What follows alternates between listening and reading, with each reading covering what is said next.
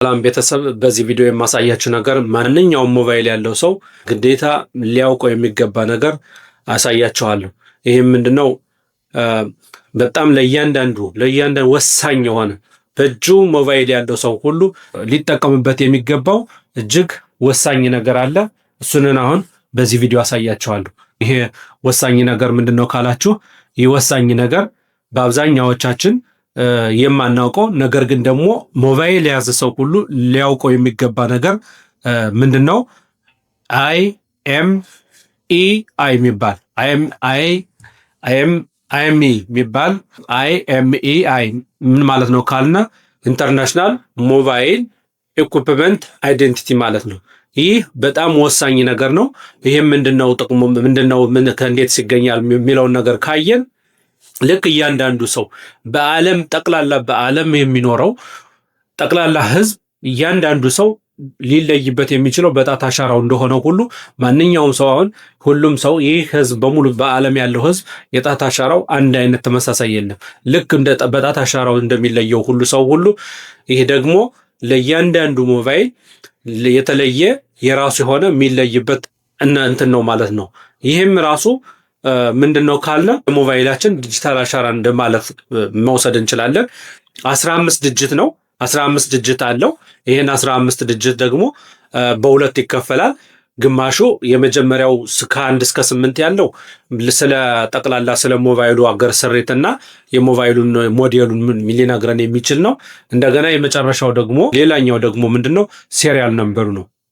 ይህ ሴሪያል ነምበር ደግሞ ከ8 በኋላ ከ9 እስከ 14 አካባቢ ያለው ቁጥር ደግሞ ምንን ያመለክታል? የዛን ሞባይል ተከታታይ የሆነ ቁጥር ሴሪያል ነምበሩን ይነግረናል ማለት ነው። ሌላኛው ደግሞ ቼክ ዲጂት የምንለው ማለት ነው። ትክክለኛነቱን ለማረጋገጥ የሚያገለግለው ነምበር ነው እና ይህን በአንድ ነው ልናገኘው የምንችለው እና ይሄንን ደግሞ የምናገኘው አንዳንዴ ከሞባይሉ ከጀርባ ልናገኘው እንችላለን። እቃውን ስንገዛ እንደገና ደግሞ ባትሪው ሪሞቪል የሆነው ከዛ ሊወጣ ይችላል፣ በዛ ልናገኘው እንችላለን እና ይሄንን ነገር አሁን በዝርዝር ጉዳዩን ይሄን ነገር ማወቅ ግዴታ አለባችሁ።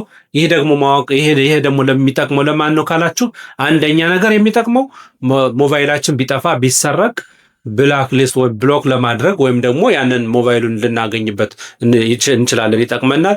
እንደገና ባለ ኔትወርኮች ደግሞ ኔትወርክ ፕሮቫይደርስ ወይም ኔትወርክ ሰርቪስ የሚሰጡት ደግሞ አሁንም ለነሱ ይጠቅማቸዋል።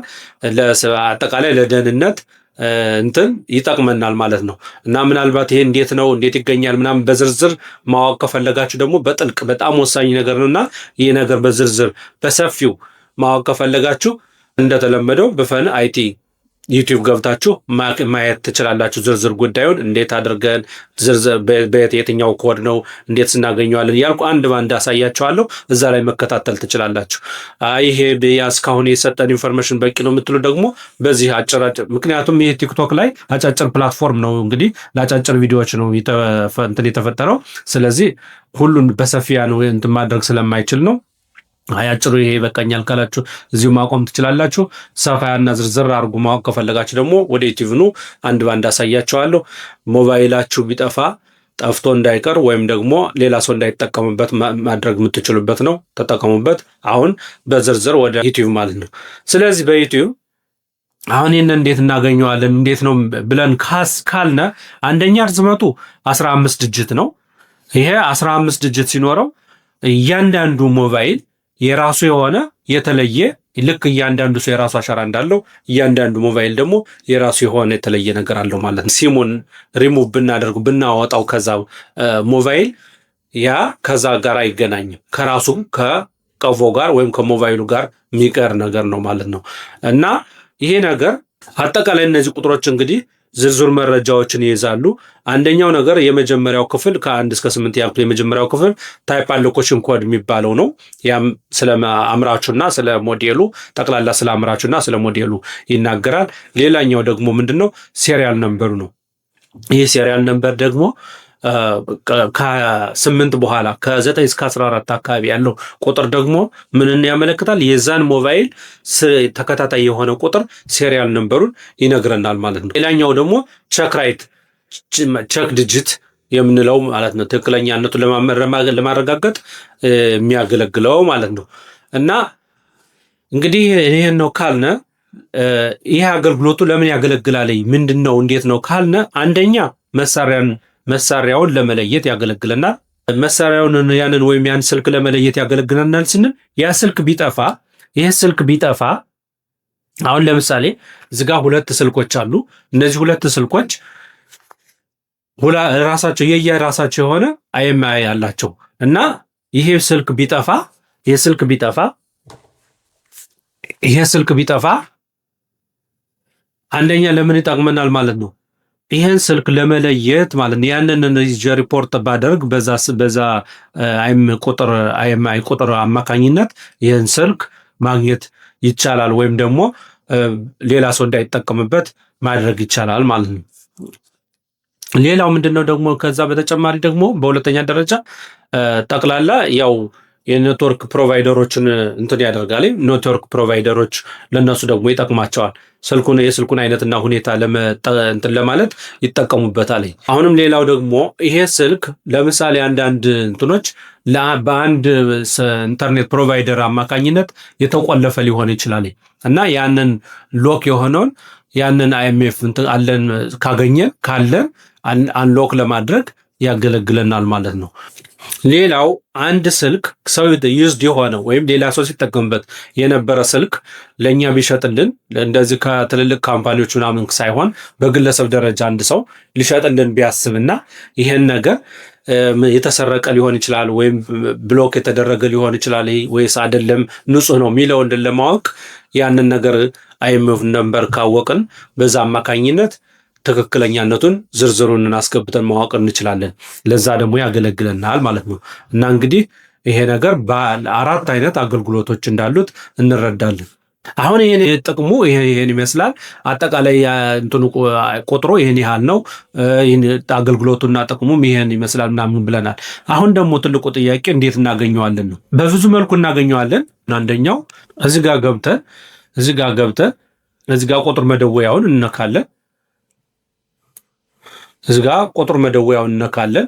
ቁጥር መደወያውን ከነካም በኋላ መሰላል ከዛ ወይም ደግሞ ሃሽ ምንለው ማለት ነው። ከዛ 06 እንደገና መሰላሉን ምልክት ወይም ደግሞ ሃሽ ምንለውን እሱን እናካለን። ይሄ ልክ አሁን እዚህ በኋላ ሃሽ ልነካ ነው ማለት ነው። አሁን ሃሽ ስነካ ልክ ያው በዚህ መልኩ ያመጣዋል። እንደዚህ አርጓ ምጥቶ ያሳየኛል ማለት ነው። ያው እዚህ ዝርዝሩን ለእናንተ ማሳየት የለብኝም፣ ግን እያንዳንዳችሁ የራሳችሁ ሞባይል አውጣችሁ አሁን እኔ በነገርኳችሁ ኮድ መሰረት ስታር ሃሽ 06 ወይም 6 ማለት ነው ሃሽ ብላችሁ ስንት በምታደርጉበት ሰዓት ያንን እንትኑን ይነግራችኋል ማለት ነው። ያንን በሚነግራችሁ ሰዓት ያንን እናንተ ስልኩ አጋጣሚ ቢጠፋ ምን ቢል ያው አብሮ ሊጠፋ ስለሚችል በማስታወሻ መዝግባችሁ ማስቀረት መቻል አለባችሁ ማለት ነው። ከዛ ሌላ ጊዜ አስፈላጊ እንደዚህ በምትጠቀሙበት ሰዓት ያን ነገር ማውጣት ትችላላችሁ። ወዲያውኑ ነው ያው ስክሪን ላይ ነው የምታዩት ማለት ነው። ያው የተለዩት ሌሎች መንገዶች ደግሞ በሴቲንግ ላይ ገብተን ሌላው ደግሞ እዚህ ጋር ሴቲንግ ላይ እንገባለን። እዚህ ሴቲንግ እንገባለን። ሴቲንግ ከገባን በኋላ አባውት ፎን ሚለውን ክሊክ እናደርጋለን። አባውት ፎን ሚለውን ክሊክ ካደረግን በኋላ ከዛ ላይ አሁን ያሳየናል። በቀጥታ አባውት ፎን ሚለውን ክሊክ ካደረግን በኋላ አይኤምአይ 1 2 እያለ እዚህ ጋር ለምሳሌ ለኔ ዋና ቱ ብሎ አስቀምጦልኛል። ለእናንተ እንዳራሳችሁ እንደምታዩት እዛ ላይ ራሱ ያስቀምጥላችኋል። ቸክ ማድረግ ነው የራሳችሁ። ሌላው ደግሞ ራሱ ገና ስልኩ በተገዛበት በራሱ በእንትኑ እዛ ላይም ደግሞ ተጽፎ ስለሚመጣ እዛ ማግኘት እንችላለን። እንደገና ደግሞ አሁንም ባትሪያቸው የሚወጡ ካሉ አሁን ይሄ እኔ ያስኩት ይሄ ባትሪዋ እንትናይ ማለት አይችልም፣ ግን ባትሪያቸው የሚወጡ ደግሞ እዛ ጀርባ ደግሞ ማግኘት እንችላለን ማለት ነው። እዚህ ቀጥሎ የሚመጣው ጥያቄ ምንድነው? እሺ ይሄን ቁጥር አሁን እዚህኛ በአባውቱ ላይ ገብተንም ሆነ ወይም ደግሞ ያንን ቅድም የነገርኳቸውን ኮድ ነክተን እንደዚህ ካገኘን ይህን ቁጥር ካገኘን በኋላ የሆነ ረጅም ቁጥር ነው የሚመጣልንና ይህን ቁጥር እንዴት እናነባዋለን ነው። ይህን ቁጥር እንዴት እናነባዋለን ብለን በምንናገርበት ሰዓት ቅድም እንደነገርኳችሁ ከ1 እስከ 8 የአምራቹንና የሞዴሉን አይነት ይነግረናል። ከ9 እስከ 14 የምኑን አይነት ይነግረናል ማለት ነው። ከ9 እስከ 14 ያለው ቁጥር ደግሞ ምንን ይነግረናል? ሴሪያል ነምበሩን የዛን ነገር ተከታታይ ለእያንዳንዱ ስልክ ቁጥር ብቻ የተሰጠውን ልዩ ኮዱን ይነግረናል ማለት ነው። እና አጠቃላይ 15